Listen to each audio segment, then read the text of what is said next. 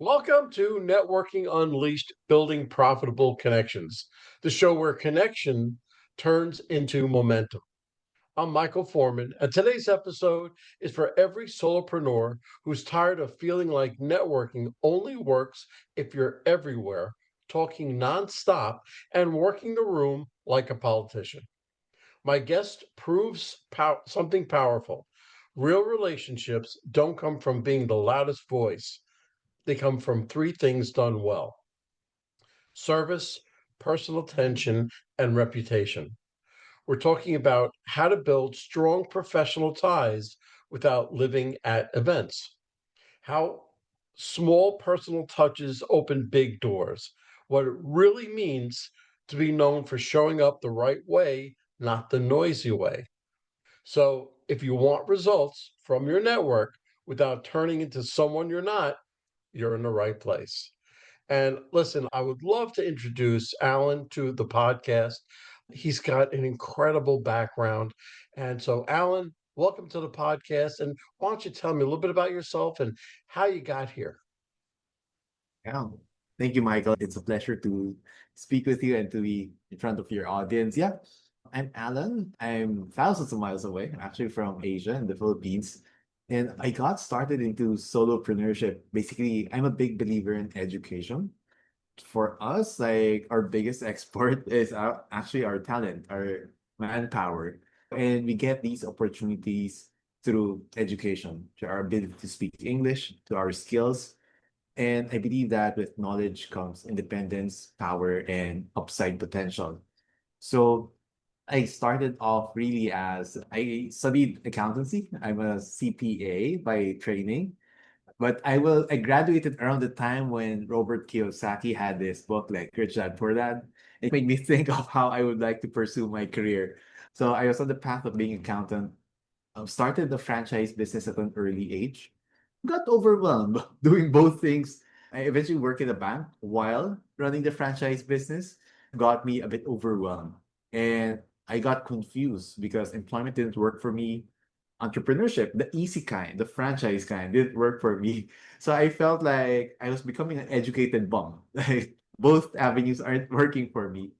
And that's when I explored, that was around the time, early 2010s, where the internet business was starting to boom. And that's when I dipped my toes into it. So started off as an affiliate marketer using emails to sell products. And emails seemed to be a good fit for me because as an accountant, even among accountants, I'm somebody who works silently in a corner. And email is my way to talk to a lot of people without being with them, so to speak. Right, And right. that's right. That's when I was able to sell my first affiliate product, a digital product, an ebook, and made my first $8 commission. That was January 2013, an $8 commission. I couldn't forget that. And that told me that, hey, you can make money educating others. You can make money just by being yourself, and you can do so while at home. And that started my journey into selling digital products over the years. And now I help people start these one-person digital products, digital product business, sharing their expertise. Right, good.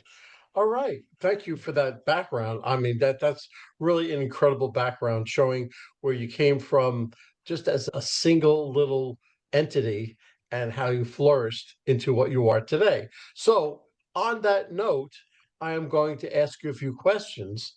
Many people think networking means showing up everywhere and talking the loudest. Why is that idea so misleading, especially for solopreneurs? I believe, especially with solopreneurs, like we're not big brands. A lot of it is rests on our shoulders. And but the advantage that we have is we can create that genuine connection, right? And for me, it's not about being loudest or even being near. One of the ways that I network is really by being of service. For example, what I'm part of a Facebook group, and of these Facebook groups mentioned that, hey, I love you guys to network. So leave in the comments what you do, and people will see you and reach out to you. But That group has over 400 comments. I think over 600 comments. So nobody's gonna go through everything. So what I did was I took a screenshot of all the comments, plugged them in AI, and asked it to categorize folks in parenting, folks in planting, folks in gardening, so on and so forth. And I shared it in the group as well. And I did it for myself, for me to find people I would like to connect with. But hey, since I have this, shared it in the group as well. And people started commenting, hey, please add me to the list. Then folks that I wanted to connect with, I added them. They added me back because they saw me as somebody who added value in the community without me being noisy. It was just being of service. And those are the opportunities that I think are in line with who I am, being of service rather than being loud. And that is, I think, people can talk a lot, right? Anybody can claim something. But if you can show up with action, with service first, that will make you stand out. And those are some of the ways that I think action can speak louder when you don't want to be loud, to be noisy. Actually, within the networking world, there's a certain thing that you have to follow. I've learned over 35 years of sales what you and I base my whole business around that.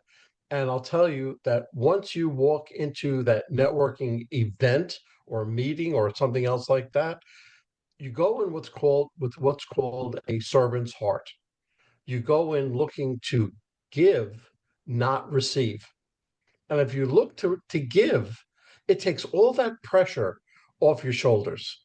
And wait, I can enjoy myself. I can have a good time and I can help somebody to boot. So that's a great way. That's great philosophy. I believe in that wholeheartedly. And you're right on track. You teach that service comes first, which is a big thing. What does service actually look like in a professional relationship when it's done correctly? Just like with sales, just with parenting, with relationships, it's really understanding what you can give to the other side or what they want in particular.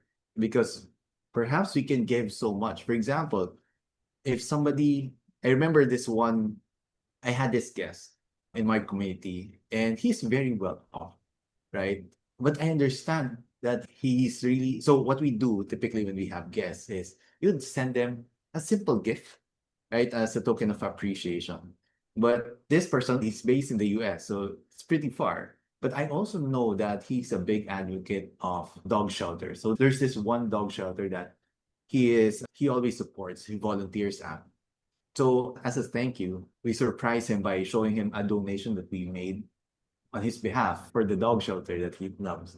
And I know he's very well off. He doesn't really need anything, but when his face lit up, like that created a moment for them. And for me, that is something that I would always be. I'm very wary of. What would this person need? So, for example, with to get noticed, sometimes I know, Michael, you do also have courses you teach, right? And as educators, we love it when we get feedback from our students. And I know that as well of my mentors. And if I want to connect with them, one of the things I would love to do is just voluntarily give them a testimonial or re- write a case study that they could use. And typically, like mentors have systems to get people to submit those feedback. So for them to get something voluntarily, that would like give they would love to give you attention. So it's understanding what the other party would need and being able to serve that. And it's not even a one-to-one, exchange. Like the ask could be a year down the road. We really never know because we're not giving these with the intention of having a date, but really just giving it as part of our process and looking at it more as farming, as planting, rather than as hunting. It's, that's always the best way to go is to be a farmer, not a hunter.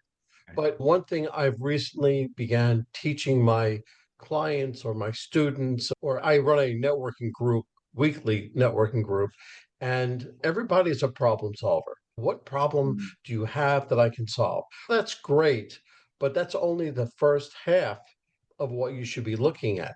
You should be looking at where are they going? right? So if you solve that problem, then what? Then where are they going? And that's where you want to meet them. You don't want to just solve their problem and say, oh, they want to say thank you very much. But you want to see where they're going and meet them there, and you'll get a lot more out of it. Wonderful. Okay.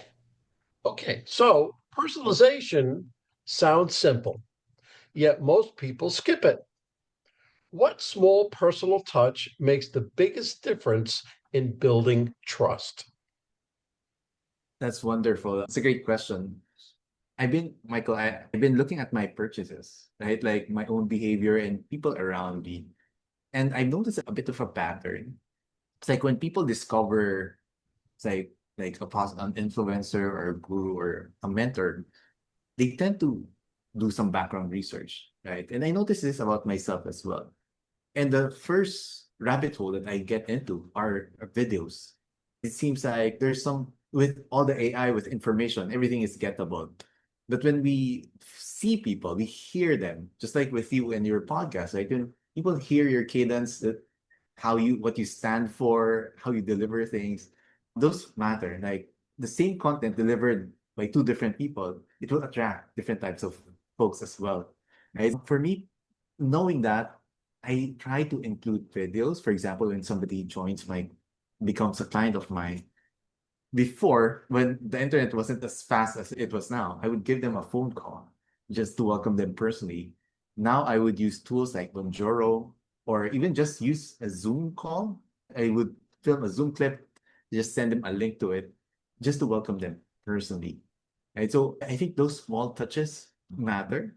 From where I am, Christmas is super big. So I would also invest in small gifts for them, just to let them know that, hey, I cherish what you do. And I think that's also the advantage now with the time of AI, where things are commoditized. Like those relationships are things that we can double down. And those are experiences, right? I think right now with AI getting bigger and networking, there's also an increased value in terms of relationships and experience. And those are the fundamentals of life, really. And I think I like to double down on things that don't change, right? With the world that ever changing. And I'm happy to say that I've had clients, like even before pandemic, that have stuck with me through different waves of changes, right? And funny enough, like a couple of days ago, I just had coffee with some of my longest term clients. And those are the things that they mentioned, like the reliability, the honesty, and it's funny enough, it's not being noisy, but being remembered still. So that's the type of business that they want, and that's the type of business that I run. That's incredible. I use the pandemic, you brought up the pandemic. I use the pandemic as a line in the sand. Before the pandemic, networkers, it used to be transactional. And they used to say, okay, you have a widget, I have $3, I'll give you that, you give me that, and everything is fine. It's done. But ever since the pandemic, networking has really been relational and it's more geared towards relationships. So I would go to a networking event, networking meeting or something. I was in a mortgage business and I used to do networking and come back with a shoebox filled with business cards and say, look how good I did. When in reality, I didn't do well at all. But Mm. now I say, okay, when you go, get 15 cards max, right? Because there's a whole series that you have to, when you go up, you talk to them, know them, like them, trust them. They'll do, if they know you, like you, trust you, they'll do business with you. So Right. you have to go through all that and everything. But if you have only 15 cards, it means that you spoke with them, that you actually had a Mm. discussion with them. And I have a whole system for follow up and everything and what you write on the back of their business card. But it's a whole thing. But it's so relationship oriented that now that you almost have to be that way for you to get ahead. And one of the things that we value, so I call my community effortless earners, because our main philosophy is the business should support life rather than the other way around. And one of the things that I like to focus on are not really volume of transactions, but LTV, lifetime value. But LTV can have a negative connotation where it's like squeezing every penny out of a person, right? But for me, I like LTV because it challenges me to be better. Because people only stay with you, repurchase, and renew if they got value from what they bought from you before. So it challenged me to over deliver on their first purchase, on their first experience with me. And I feel that's more challenging than hooking somebody on a $7 low ticket offer on Facebook. It's one thing to do that, it's another to make them stay. And that forces me to level up, to improve my quality, really look at them as people, right? Because it's easy to look at transactions as numbers, humans as numbers, but if the your KPI is making them stay, you look at them, okay, what are they going through and how can I help them out? Maybe it's in terms of deals, in terms of terms, in terms of long-term discounts. It makes me care more for people I'm with. And by extension, that not just broadens my network, but it deepens it as well. You have to realize that even though we're on Zoom and you're in the Philippines and I'm here, you're still a person behind the camera. So if Right. I treat you like a person, like I'm talking to you right next to me, and I create that relationship, you'll remember that relationship a whole lot more. Right? 100%. Okay, so you talk about being a poster boy. What does that really mean in the context of reputation and visibility? As being a poster boy in particular, I'll circle back to what I said earlier about being the best student for the mentor. So I have this one student. His name is Jonathan, and he would always do all his tasks well. And I would interview him as testimonial.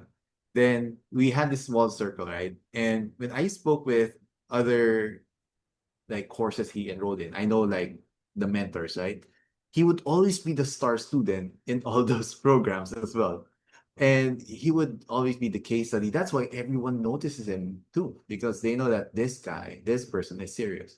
It's not just he buys a lot of stuff from them, but he implements them, he makes them look good. If I was thinking, hey, of course, I'm a student of somebody else too. If I can be of service to them, maybe as a case study, right? I'll be able to get into their radar, maybe build a relationship with them, and who knows, we can help each other out. That actually happened as well when I was on a group coaching call and my mentor was looking at using AI to create content. So this was last year.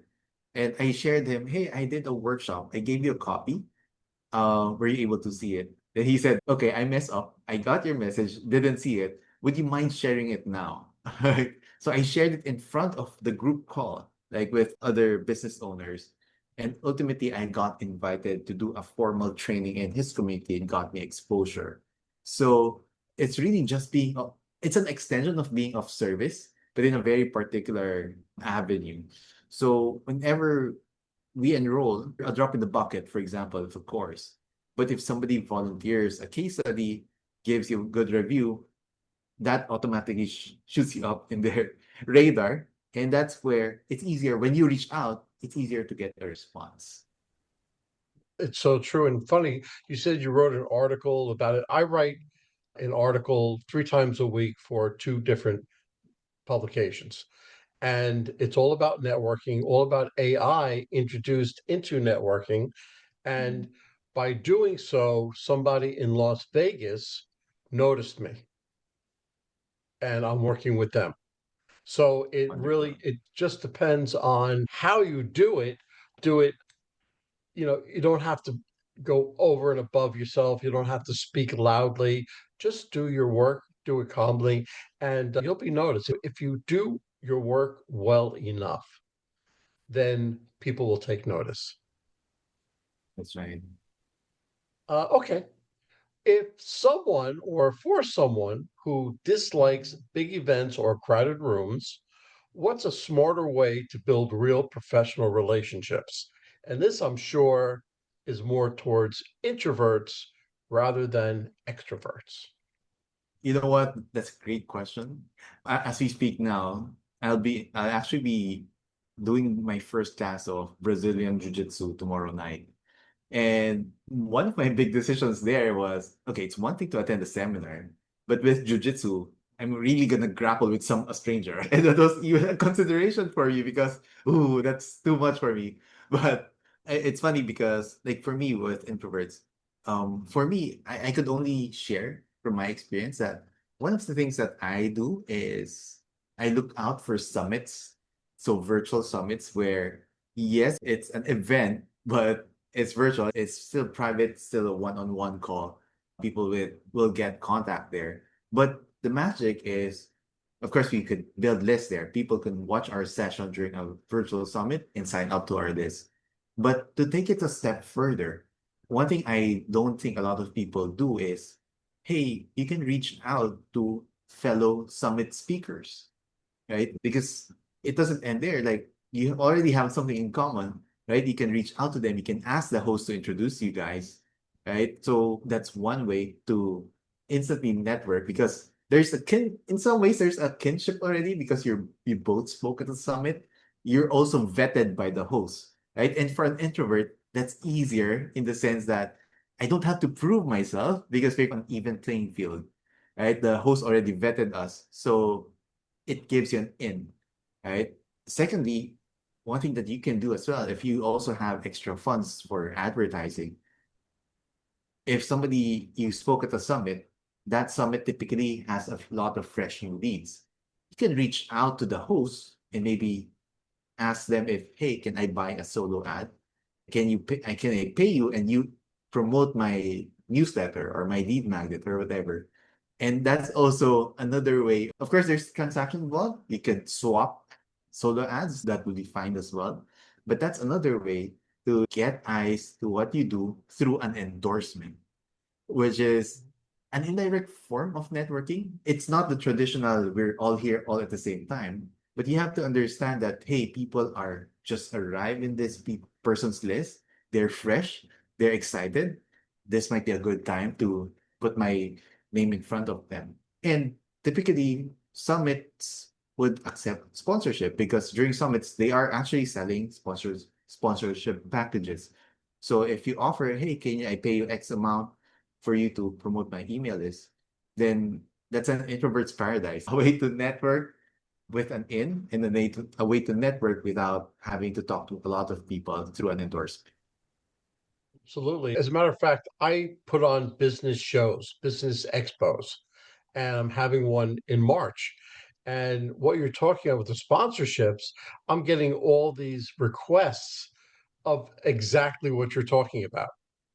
And mine is an in-person expo. That's really not part of it. But I see exactly what you're talking about because I'm getting all the questions about it now. And I'm like, okay, it doesn't pertain to my expo, but I'm going to keep all this in the back of my head Right. because it may come out later on. Okay. Where do solopreneurs waste the most energy in networking and what should they focus on instead? It's a wonderful question. I would say, looking at I was just checking our activities and the leads that they generated. The best return for our time, I would say, are doing guest presentations for paid communities. You can get maybe not the volume, but the quality that you get are much higher. They stay in your list longer and they tend to buy more.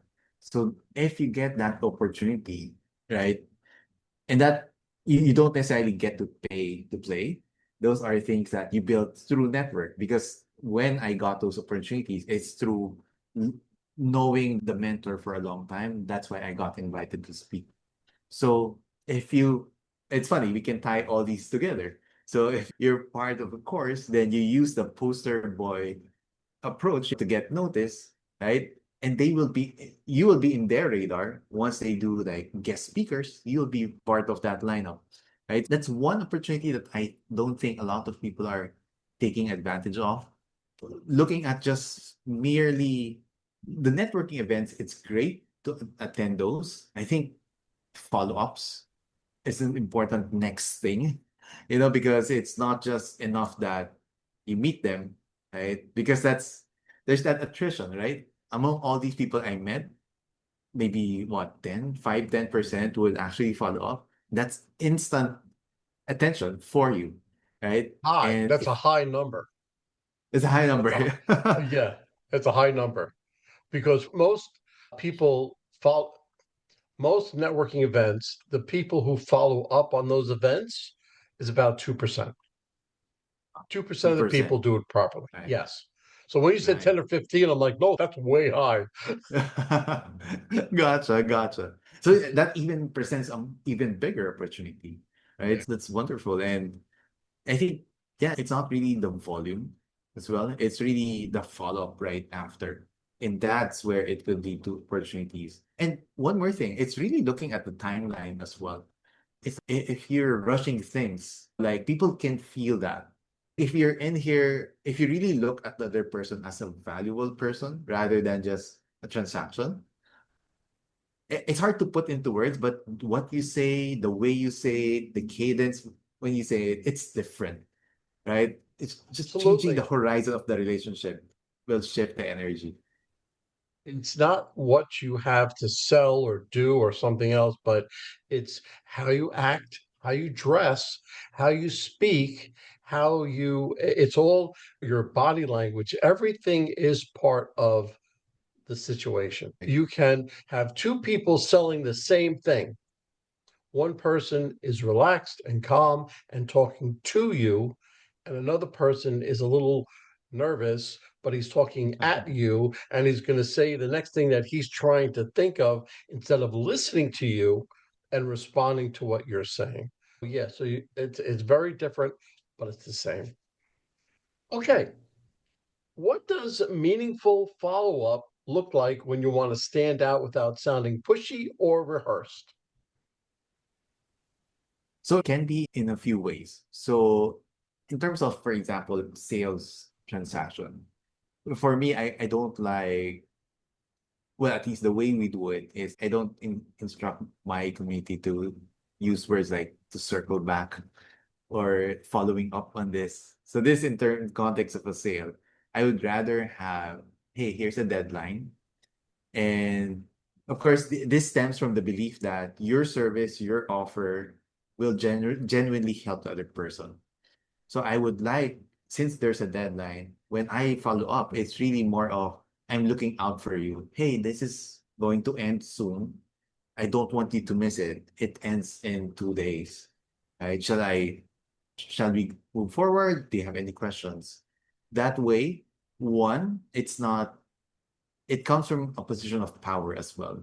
Because when you say circle, I'm circling back, I'm following up, it's like you need something from them and it can distort the balance of power.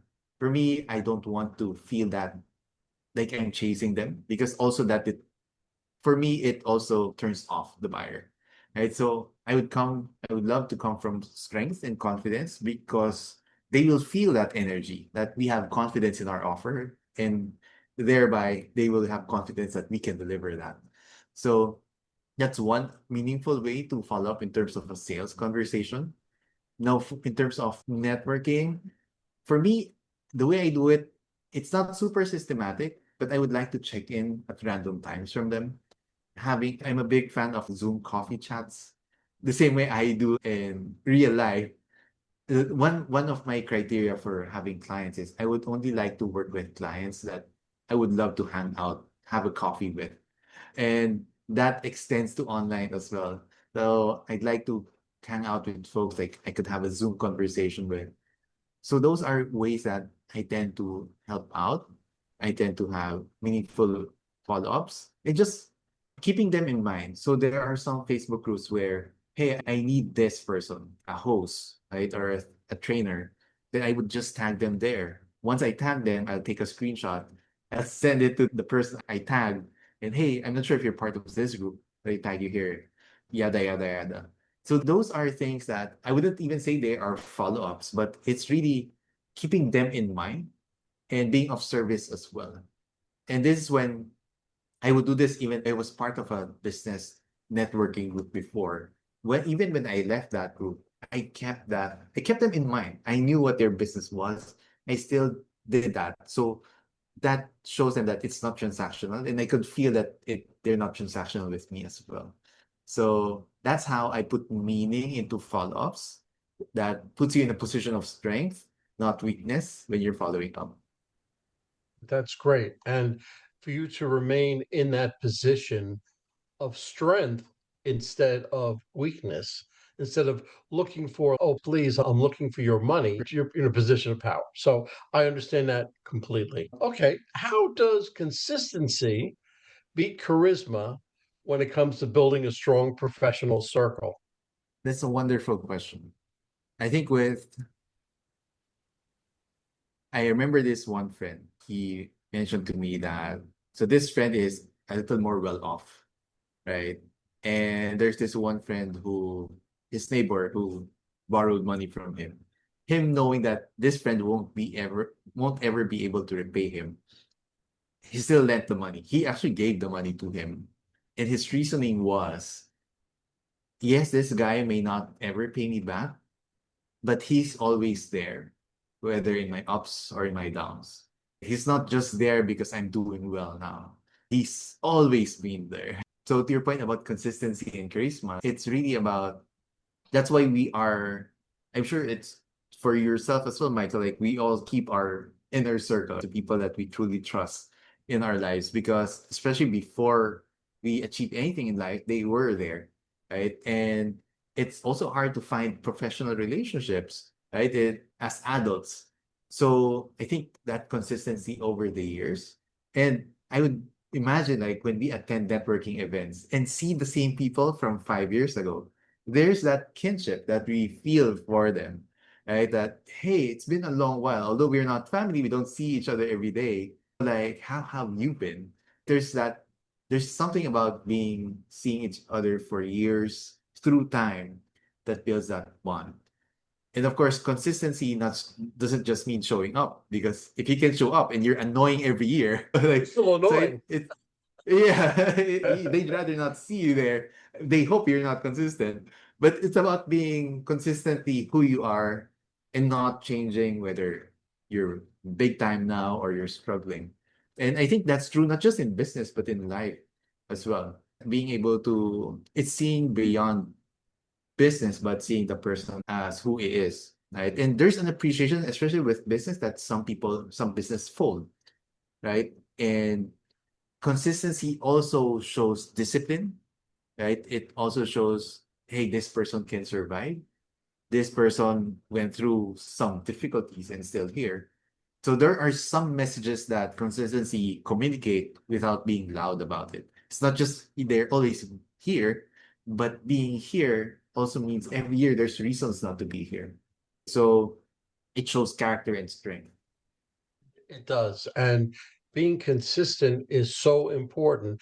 And again, I'm coming from a networking world, and consistency, if you're consistent and people can rely on you, being consistent, saying, oh, I know Alan's always going to be there. And I can always trust that I can always ask Alan anything or ask him for a favor or something. He'll always be there. But if you came up and you had charisma high there, and you just have the charisma of having the short term relationship, Right. I would take the consistency over that anytime. 100%. Anytime. Yeah. What's one behavior that quietly builds influence over time, even when no one is watching? That's great. It ties back to what we said about consistency. I think it ties back with consistency in a way where if you don't see the numbers, but you're sticking to something, it shows that you have conviction to a cause, right? So, for example, if you're putting out videos and maybe you're not hitting the numbers that you're getting, but you committed to do 100 videos first before I stop doing something, right? And people can see that.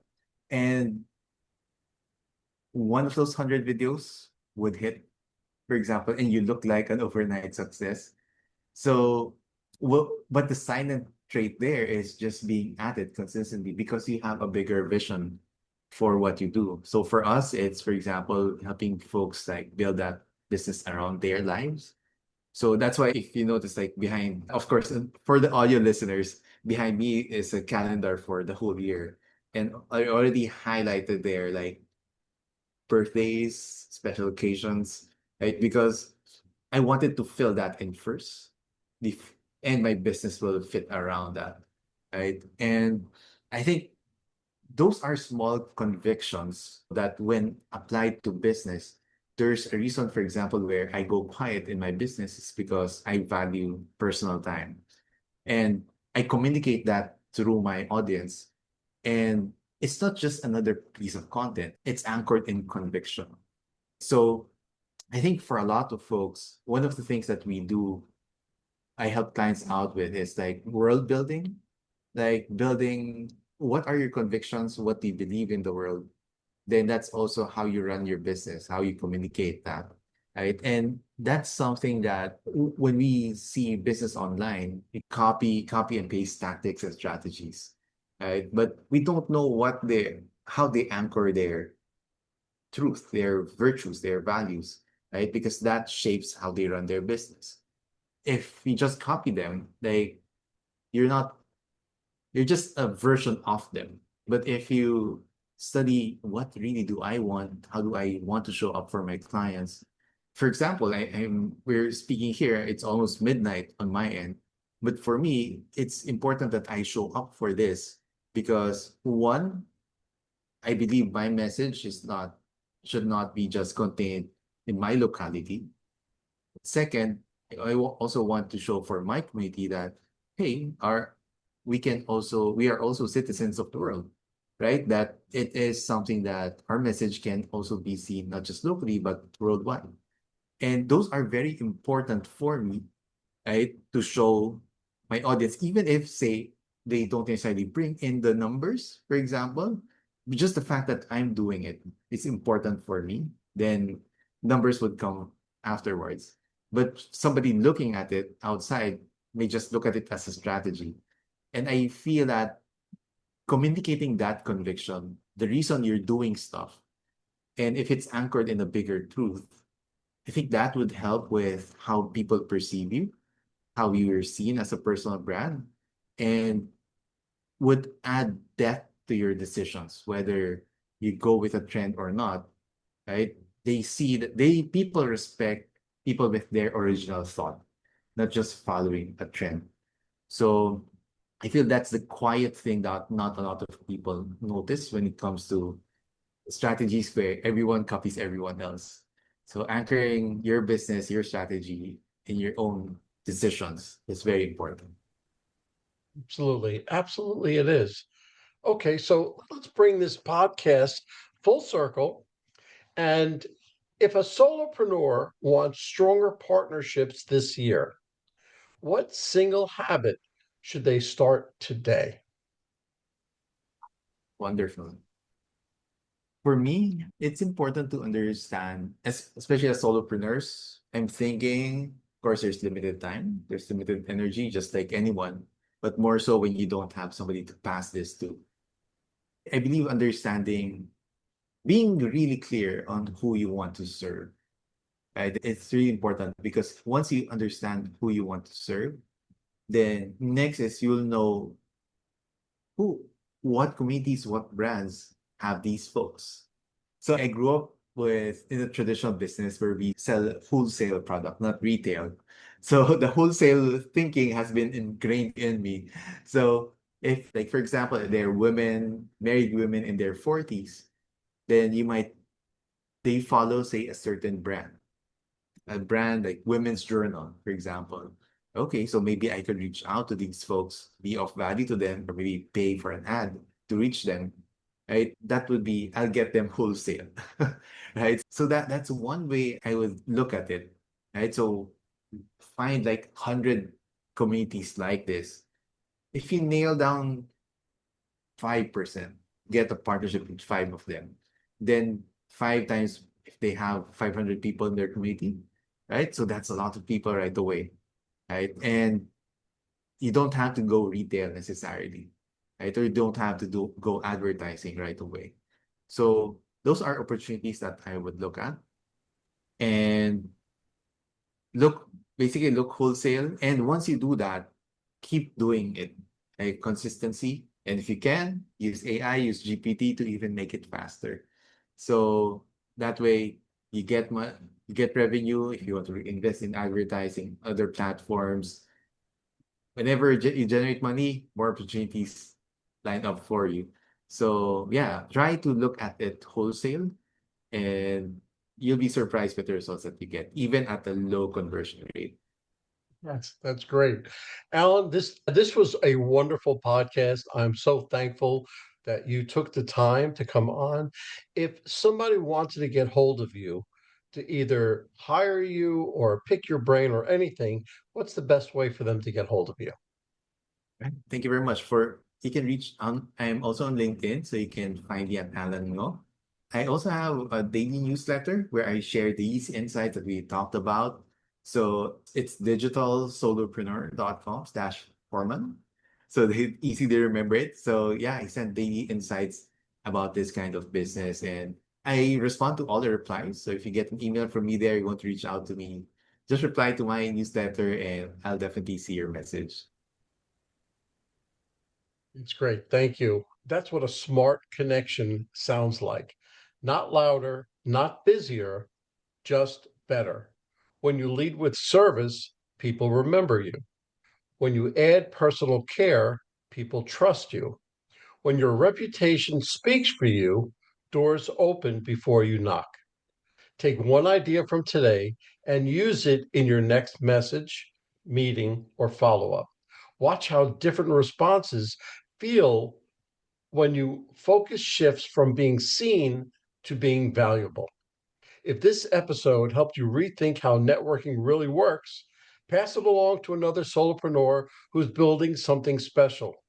And make sure you follow Networking Unleashed, Building Profitable Connections, so you never miss a conversation that helps you grow real relationships. I'm Michael Forman. And remember, you don't need to be the loudest voice in the room to be the most remembered one. Hit subscribe, hit follow, hit everything you can. Follow me, follow Alan. Alan, I can't thank you enough. Thank you for coming on to my podcast. Thank you, Michael. It's been a pleasure. Well, hold on, folks. Don't go anywhere. Let's hear from our sponsors. David Neal, co founder, Revved Up Kids. Revved Up Kids is on a mission to protect children and teens from sexual abuse, exploitation, and trafficking. They provide prevention training programs for children, teens, and adults. To learn more, go to revvedupkids.org. Henry Kaplan, Century 21. When it comes to making the biggest financial decision of your life, leave it in the hands of a proven professional, Henry Kaplan. Henry is a global real estate agent with Century 21, celebrating his 41st year in business. No matter where you're moving, Henry has the right connections for you. You can contact Henry at 561 427 4888. A huge thank you to our guest for sharing such incredible insights today. And of course, a big shout out to you, our amazing listeners, for tuning in and spending your time with us. If you're interested in my digital courses, being coached, or having me come and talk to your company, just go to Michael and fill out the request form. Remember, networking isn't about being perfect, it's about being present. So take what you've learned today, get out there, and make some meaningful connections. If you've enjoyed this episode, please don't forget to subscribe, leave us a review, and share it with someone who could use a little networking inspiration. Let's keep the conversation going. You can find me on Apple, Spotify, Pandora, YouTube, or my website, forman.com/podcasts.